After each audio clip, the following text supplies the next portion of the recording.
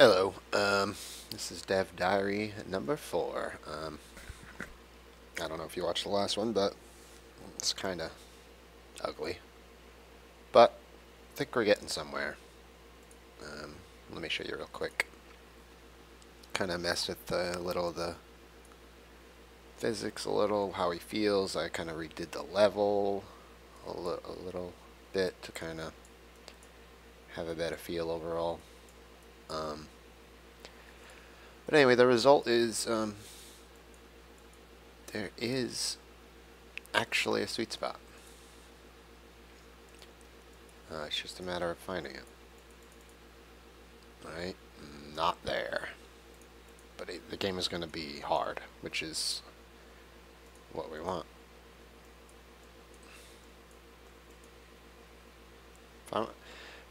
If we want to be able to say it's harder than Flappy Bird, then it actually has to be harder than Flappy Bird. But it also has to be fun and frustrating. So I'm not showing you very good right now. There we go. See? Whoop. Sweet spot, baby. There we go. Ah! Okay, so I got like 2 points, but it's tough. I mean, it's real tough. And the whole mechanic is just the break. So anyway, I think we're going to go with this. So now the next, well, not next, but since it passed the test, I now have to make this a load on demand repeat. Because that's really the only way to do this. Doing this manually like this would be hell. I mean, it would be easy. I could do it. I could do it real fast. Really. I could clone all these, pop these there, and clone the whole thing, and pop those there. And it would work. But what if, which is inevitable, we want to fine-tune. We want to change this incline a little. Change this block a little. Then I'm fucked. Because, oops, sorry. Then I would need to go back and change every single one. And obviously that's not going to happen. So, that's that.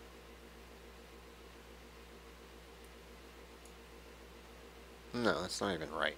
I don't even know what I'm saying. Because technically these are all the same. What I would do is clone this whole object. I mean, we could do it this way. It could work. But it would have unknown performance with that many things. I mean, we could. We could. I mean, it's...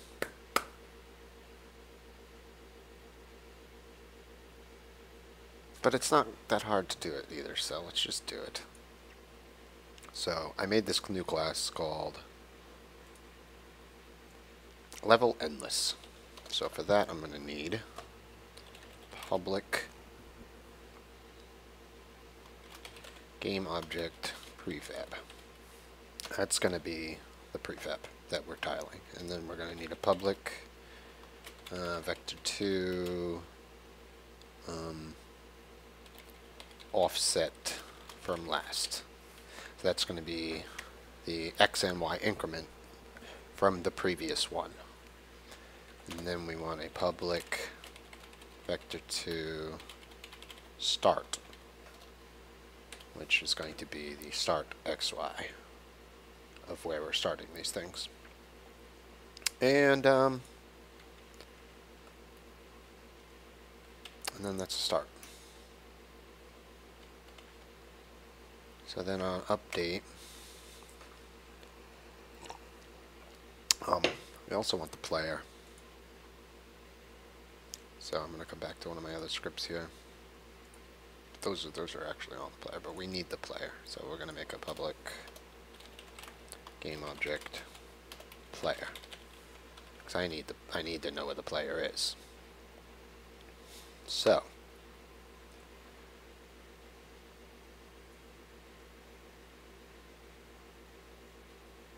to start I need to get rid of all these. So I need to get rid, and then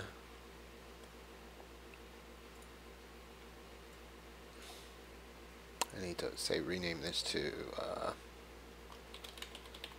endless chunk. Bring this over and make a prefab out of it. Right, and then I already attached this level endless to my level. So when I save this now, and I come back out here, once this updates, which takes a couple of seconds, new options are going to pop up here. There we go. So now I'm going to drag my endless chunk into the prefab slot. I'm going to set my start to whatever this is, which is -2 and 4.5. -2 and 4.5. So -2, 4.5.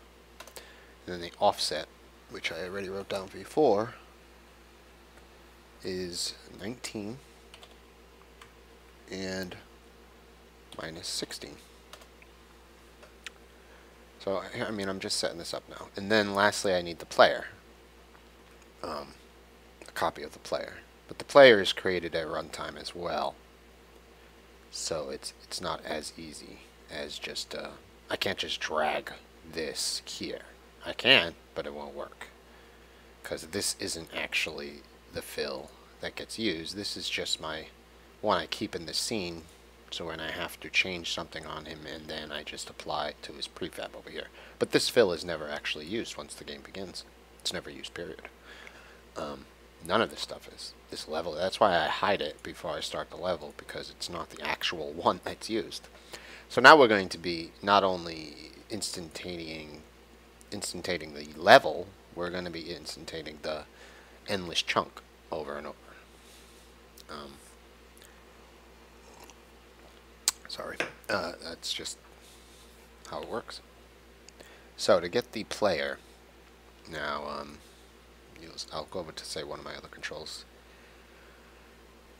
and that's how you get it in those scripts. Because say the flap controller, that is a child that is on Phil himself. So to get that, you just grab the player controller, player blah blah blah. So that is not a good example. But in the level generator, I'm pretty sure I have another copy of the player here. So game manager player, bada bing. So here I'm creating the player.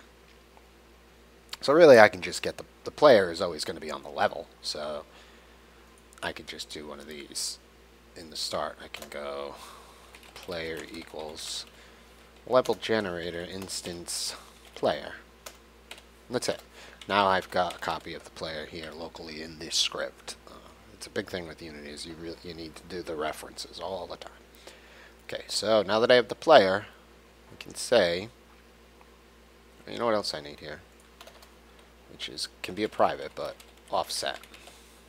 Oops. Private, float, no, int. Offset. And that's going to just be, and I can set that to 0 to start. That's going to be the multiple.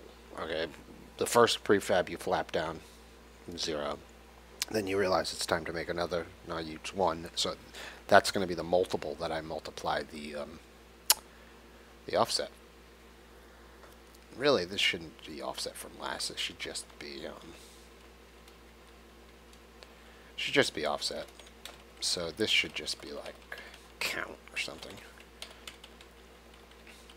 So now now I say if player,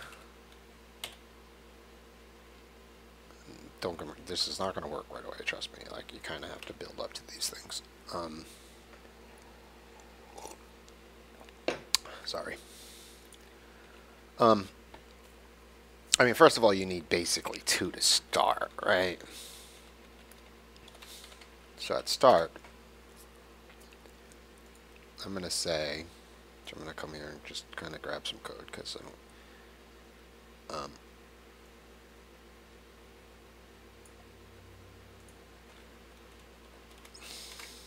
just because it's easier this way. Just kind of take what you've already done and repeat it. So we don't need this. Don't need that. All we really need to do is instate it. So I don't really need to keep track of them. And so you're going to be prefet, right? But then there's a couple of options that can come with that as well, which can be a vector and quantity, which is the angle, which is identity, which means none. So then I will make the vector, which is a vector 2. Vec equals, but I want this first one to be equal to the start. So that's it. If this is working correctly, that should not be read anymore. Okay. It's just the highlighting gets a little messed up. So we've got our first one, and then our second one will be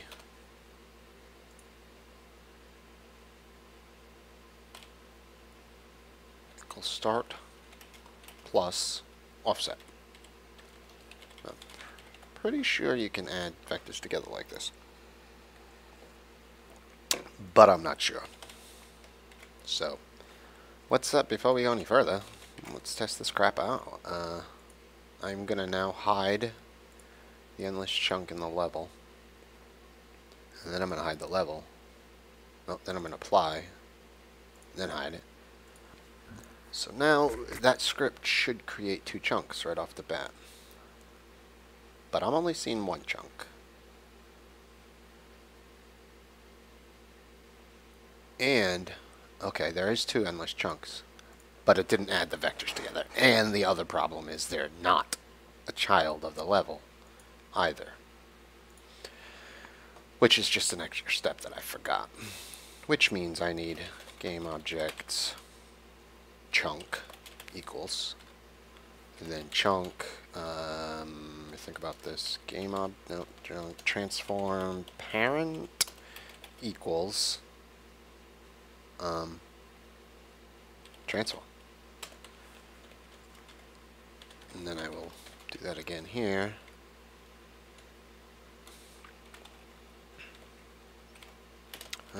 Two, and lastly 2. So now this should at least put them, let's see, we'll deal with the position next. Okay, I got an error. So let's see what that's about. Game object chunk. Okay, now because of that we need this cast. This is a typecast. Is basically what they call it. Because instantiate, I'm sorry, returns just an object, but we need game objects. That's what Unity is all about, game objects. So here we go. Now they're still going to be on top of each other, but they are at least, see that? They were in there now. Bada bing. And as you can see, there are 2 of them. So that's good. But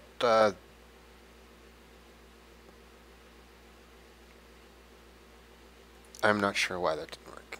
I thought you could add vectors together, but I really haven't had to do it yet. Oh, well, it'd be nice if I actually put the offset, huh? Because I did put the offset before, but I changed the name. So I changed the name so that resets them to 0. And you see this is none, but watch when I start. Hold on. Yes. Apply and hide.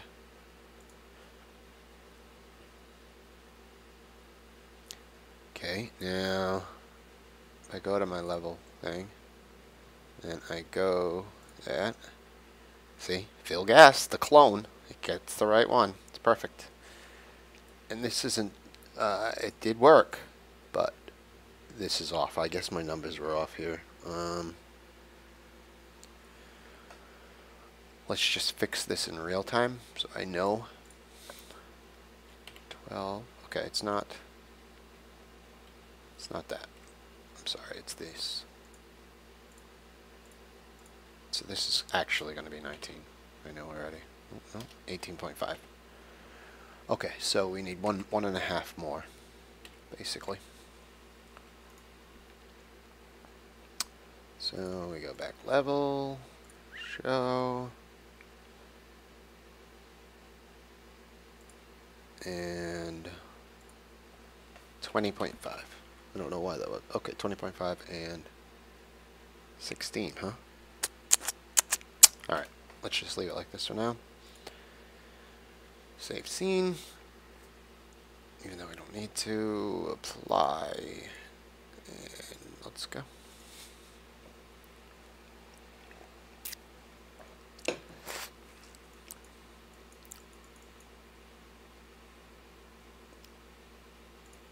Okay, so it's working.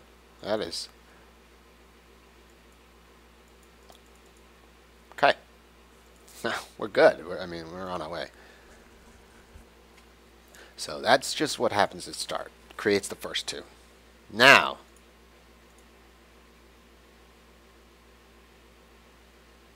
here's what I'm going to do to keep this not messy.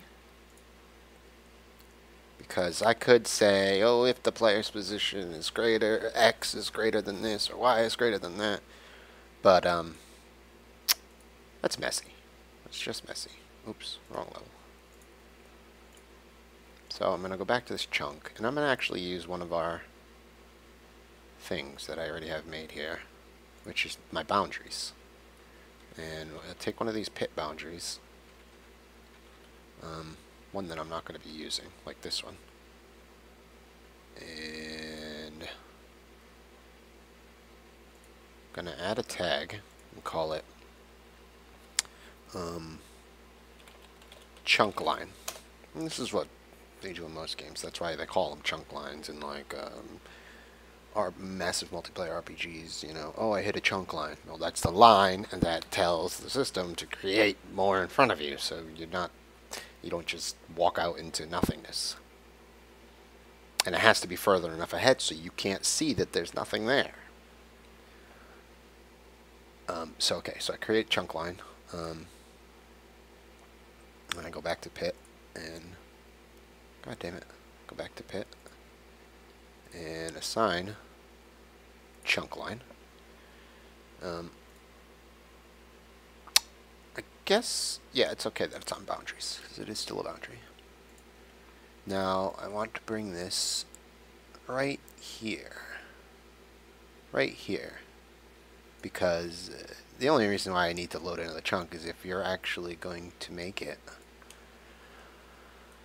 And this one will load not the next one, but the next one after that. Because, honestly, I might be able to get away with just doing one at a time. So let's try that. So I'm going to take this chunk line, put it right across there. Matter of fact, I'm going to actually raise it up, because why not? If you even begin to go down this hole, I want to know about it. So now that I have my chunk line with the tag of chunk line, and I'm going to rename this just for chunk line. And this chunk line is going to be made every single time a chunk is made. So a new chunk line is going to be made every single time. So you go through one, and then you go through the next, and you go through the next. So this is interesting. The only problem with this is that we're no longer going to be creating our chunks within this level endless thing in that case, because the chunk line is going to be what fires it. But I mean, I still want to make it in here, so I'll just say make new chunk. I have to make it in here. So I'm going to say, but it has to be public so I can get to it from the other script. And then I'm going to have to make sure I can access it as well. See, I could have just put all this in my level generator, which would seem like it makes sense. But it's going to kind of fuck with everything I had there, which I'm not necessarily ready to toss all that away. But I mean, I might be able to shoehorn it in without screwing it up. You know, just have like a... But, I mean, I can just make this another... Here's what we'll do. This code right here, that's a singleton. That's what makes it so you can access. It's a single instance class, and it makes it so you can access it from any other class without having to create references. So I'm going to plop that code right in here, and then what I do is go like this, and I want to replace every instance of level generator with level endless. I'm going to do that for all instances. Boom, except this instance, because this still needs to be coming from the generator. And that's it. Now it's a singleton. So this is the beautiful thing about that. Now I go to my player controller, and on trigger, and I make a new, if the game is playing, and the collider tag, this is on trigger, which means he's crossed anything that's set to a trigger. You know, see, it's an edge collider, but it's a trigger. This is the finish line, but it's a trigger. Pits, triggers. So that's different than not being a trigger. Then it's just a regular, it's a collision line, which is usually attached to a rigid body. So, what did we need? Chunk line? Chunk line. Alright, and we'll just throw a debug in there just because. New chunk. Right. Now I want to go level endless, which, because I've made it a singleton, now I can go instance and make new chunk. And that's it. Now whenever I hit a chunk line, it will make a new chunk. And that's on trigger enter, so it's hopefully it doesn't get called like 3, 4, 5 times. Because then it will make them further ahead than it needs to. But it won't break it. And that is important to know. So now we have to actually make a chunk. Which I'm going to say, let's do that. Right? No, it's got to be 1 to start. And I'm going to get rid of this though, because we're going to try doing this with no chunk ahead of time until we need it. So now I'm just going to cut and paste this code. I'm going to say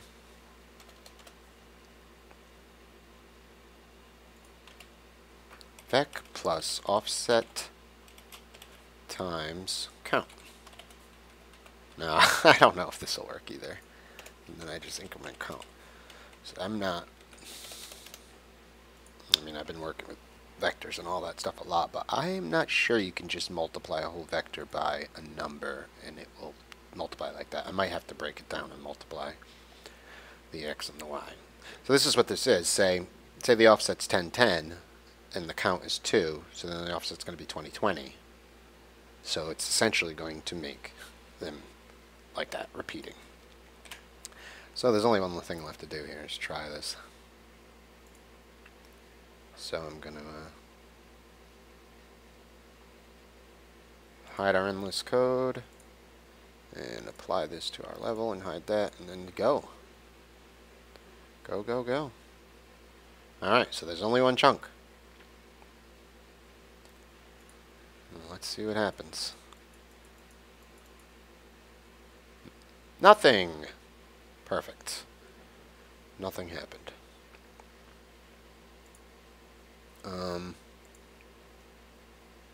Boundaries.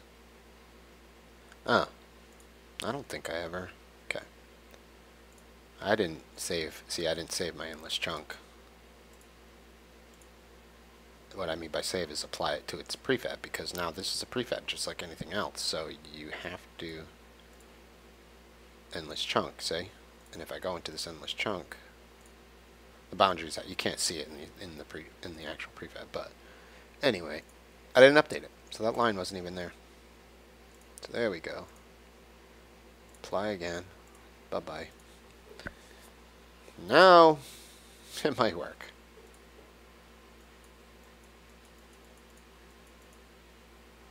Okay, it still didn't work. Do we even get a message? Is there even still? Is it there now? Finish pit.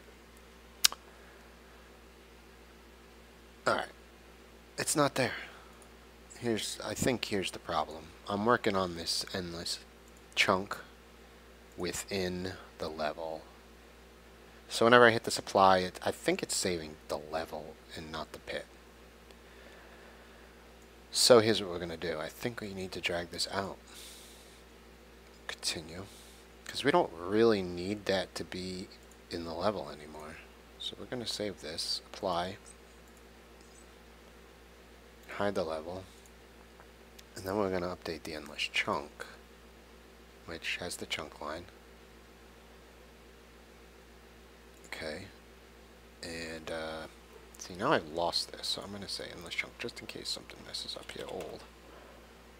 But the connection is broken, so I need to drag a new one here. Endless chunk. Done. Now I hide this endless chunk and go. I mean, I'm relatively new to Unity. It's only been, God, less than 3 months. So there's still a lot to learn.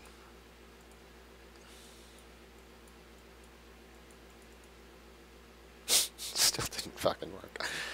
Oh boy. Alright, it's just not registering. Where's that endless chunk now? It cloned an endless chunk old. I don't understand. Alrighty. I guess because I dragged it on to the level thing, it's endless chunk old. So I need to drag endless chunk and not endless chunk old. Bada bing. What it did was it's using a reference and not the actual name. So when I changed the name of endless chunk to endless chunk old, it changed it there as well. Now it should work. Bing! Well, look at that. I wasn't paying attention to that side of the screen so much I didn't even attempt to. Oh, come on. Really?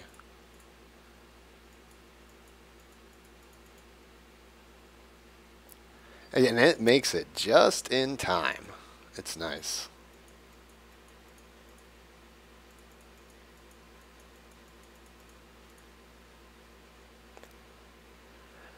Alright, there we have it. Endless level. I'm going to end this for now. I will see you guys later.